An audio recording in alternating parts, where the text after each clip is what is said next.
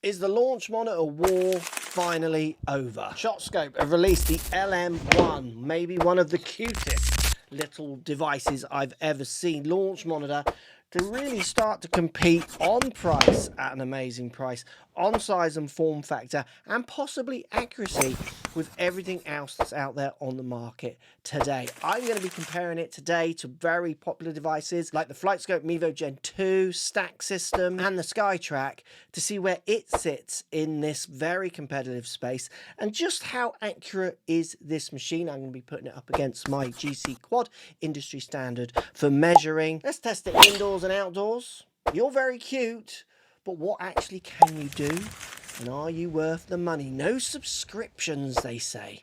Interesting. Comes in a very neat presentation box, well packaged as you'd expect in this modern day. And when the box comes, you are a bit shocked at how small it is because the device, as you pull it out, is minuscule. Comes in this fantastic little protective carry case, so you can take it to the course or to the range, wherever you want to hit it. And that protective case is important because on the front it has a digital display, which could easily get smashed when you're transferring it from position to position. You get a cleaning cloth, you get appropriate books helping you understand what the launch monitor can do, but to be fair, it's very self-explanatory. Buttons on the side, all very up and down, toggling through very basic menus, which is very easy to navigate through. We also get a charging port on one side as well, USB-C. It's the lead that comes as USB-C to USB, which I still don't quite understand. Are we not all at USB-C now? Little kickstand on the back, which is intuitive just to pull out to sit it up, because this is a Doppler radar. It's going to sit behind the ball and you're going to point it in the general direction you're hitting it and start collecting data straight away. Build quality, good. It's not pristine, but you've got to remember for the price, so the buttons feel a bit plasticky, but that isn't to put it down. It's going to be out in the field. I don't care about that personally. It feels robust enough and neat enough, and super impressed with the size. So this is a Doppler radar machine. It's going to track the ball indoors as far as it can and outdoors obviously as far as it can. Often outdoors becomes more accurate than indoors, but we will test that as we go forwards. The numbers we're getting on this machine, so we get club, ball, speed, smash factor, carry, and total. And you have to toggle through the machine to mark which club you're hitting with to give it an idea, because it's basically going to use an algorithm. So you do have to tell it what club you're hitting for it to get a better chance of being more accurate. Some of the more expensive machines, you don't have to tell it what club you're hitting. It will just deliver the numbers subject to whatever you hit. This and other devices, stack system does this, it needs a little bit of help. I don't mind that. I think it's fine. If you don't change the number of club you're hitting, the numbers that come out are a little bit crazy. It's a 3.5-inch color display on the front, which you can just see indoors and outdoors, no problem. Super bright, super punchy, easy just to hit a shot, glance back, and your numbers are instant. They're just delivered straight away, which I love. It's got up to 5 hours of battery life, so plenty of time for you to run that battery down and practice for hours, and then you simply just bring it home, charge it with the USB-C socket on the side. So no changing batteries out, really easy to use. And that's the thing with this device. It's the intuitive easiness of this device that I think will appeal to people. So not only the price, which we'll come to, but it's the fact that you just plonk it down, point it in a general direction, and it's giving you data that you can use straight away is what will appeal. And it's just there on the screen. Now you can pair it to their app as well. If you want to log data over time, work out how far you hit clubs, it pairs with the Shot Scope app, or you can just use it off the front of the screen. So it doesn't do left and right, and this is something which is a bit of a problem for some golfers. I'll show you some as we go into more expensive devices how you can get that working.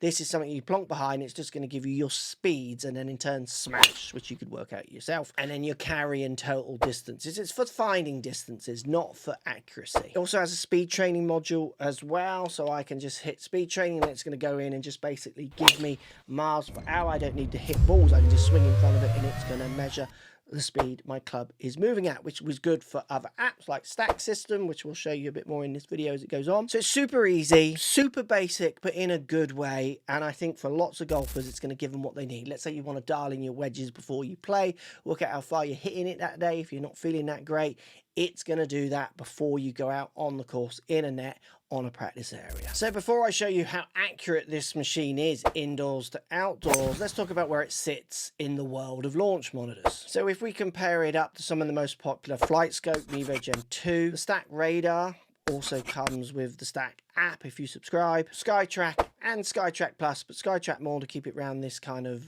more budget price point, and then obviously the LM1. So the LM1 is the cheapest of everything out there, and it's more on a par with Stack Radar. So Stack Radar and this both offer no directional help. They're measuring spin and ball and carry distance and then total distance as well. Stack Radar will pair with an app where there is a subscription, so you'll pay more, which will allow you to develop your speed training over time. So if it's speed training that you're interested in, Stack Radar is not, you're not going to beat it compared to this.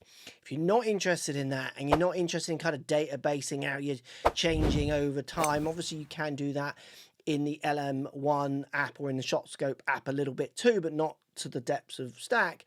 Then I would say this is a better option and a better presented screen that looks right at you. It's a bigger device. Stack Radar is a much smaller device, which has its benefits as well, depending on how you're going to use it. Now, if we start comparing it to Mevo Gen 2 or SkyTrak, so Mevo Gen 2 and SkyTrak, you can both play courses on. You can't do that on this. Obviously, no left and right. You're getting more data points on SkyTrak and on Mevo Gen 2. Spin rates, launch angles, obviously how much the ball's curving because it's got that directional element, and the fact that you can play indoor sim kind of golf on it, I think is why you would step up to those, but they are way more expensive. We're talking £1,000 or dollars and upwards. So I think this sits in a real sweet spot for people who just want basic, simple data, no frills. They don't want a game, they don't want a simulator, they just want basic, and it just to deliver it in this really presentable way on the screen. This is where it wins. If you want to be a little bit more thorough with your learning, you would step up the Stack system and then go up to SkyTrak and FlightScope. I do have some discount codes on some of these products which will come up during this review. In this part, it's quite good. Unfortunately, this is cheap enough. It is no discount code on this one. You just have to pay what you pay, but it's pretty cheap anyway. You can't argue with this price in your region. The price of this machine is fantastic. It turns this kind of technology into a bit more of a I kind of fancy that, I'm going to treat myself purchase. Way cheaper than a modern driver and can do loads more for helping you understand your game often than a modern driver. So the price, I think, is fantastic. Now remember, if you want to find out how to get the most out of, say, these machines and your golf swing, my free Golf Swing 101 class link down below. So the numbers are looking good indoors. 88 mile an hour, 0.1, 89, 170 carry, 172 carry. So we're seeing it within 4 yards. 2 to 4 yards is a general rule. Toggling through the club is easy and simple. You're just placing it down behind the ball. Let's try some in between wedges. This is where they can sometimes struggle. So that has gone, ball has gone 48 yards, 50 yards. Let's do a real small one there, 31 yards I think that was. Taking a little longer to come in, so there, this is where it starts getting, so that's saying 38 yards, to 40 yards. It's good. Indoors, let's go a bigger wedge. Those numbers are good for getting your distances, plonking it down 73 to 75. Like it's just there or thereabouts. And for indoors, for radar, yeah. That's good. It almost feels like this technology now is becoming like launch monitor technology. It's just kind of available. Let's take it outside and see how it fares in the real world. So on the golf course, this machine is super easy to set up and use. You plonk it down, a bit behind the ball, in line where you want it to go. And yeah, it just captures every time. There was one shot it didn't capture. I hit a 20-yard chip and it couldn't pick that up. But full shots, it captured. But this was an interesting test because it was crazy windy the evening I went out to test this. And I was actually more interested to know just how much of a Doppler radar tracking system is this. The reason I say that, if you go for high-end Doppler radar, or even if you went for the Gen 2 in the FlightScope Mevo, that is going to track the ball most of the way. So it would pick up the wind. So I was interested to see what this would do. So I used Arcos as well to see exactly how far my balls were going on course. And you'll see the numbers from each shot I hit as well. And you can see from the first 3-wood shot, the numbers that the Shot Scope launch monitor delivered were indoor dry ball numbers.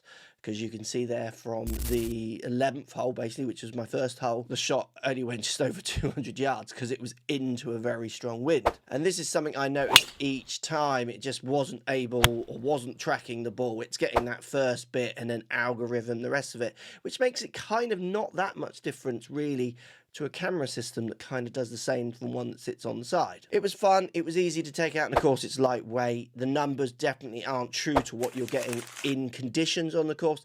This is for collecting what I would call dry data, which you would then work all the parameters into. You're not taking this on the course and going to work in slopes and winds and work out if you've kind of different sea levels and all that kind of stuff. It's entry-level, fun, and useful machine. So for me, my conclusion, I think this is a fantastic machine for anyone who just wants that basic numbers.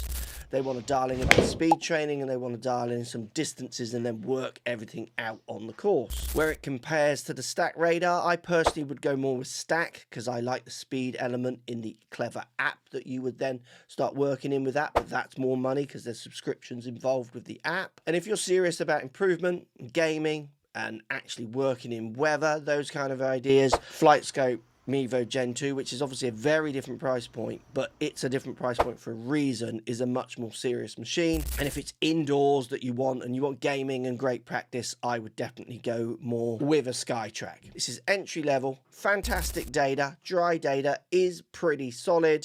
Definitely check it out if it's in your price point. It's gonna give you a lot of good uses of finding those distances. The only thing I worry about with this device is it one of those devices that you buy and it ends up just sitting in the corner of your room because once you know your distances, you're not really using it anymore because there are limitations. What do you think? Which one would you go for? Why out of all of those? If cost was no, let's say they were all the prices out of all the devices I've talked about today, which one are you choosing?